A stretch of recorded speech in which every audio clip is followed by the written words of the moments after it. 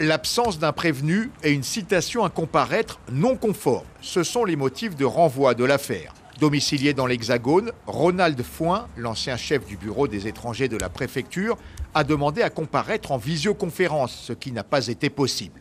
Par ailleurs, un autre mis en cause a vu sa citation au procès annulée par les juges, car hors norme. Le parquet a demandé une disjonction de l'affaire, c'est-à-dire que les 2 prévenus qui posent problème soient jugés plus tard et les 6 autres tout de suite.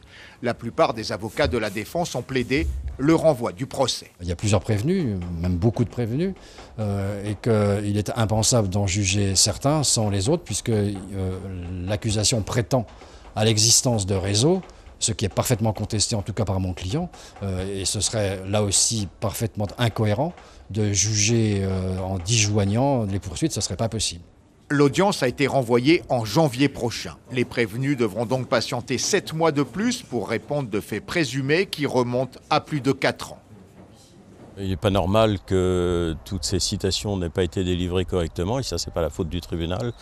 Et ce sont des gens comme ma cliente qui en pâtissent aujourd'hui, parce que ça fait 4 ans que ça dure, et je vous laisse imaginer les dégâts que ça peut causer sur un plan psychologique.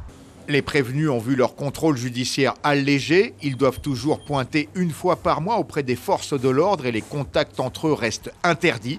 Mais ils pourront désormais voyager hors de la Guyane en informant le tribunal.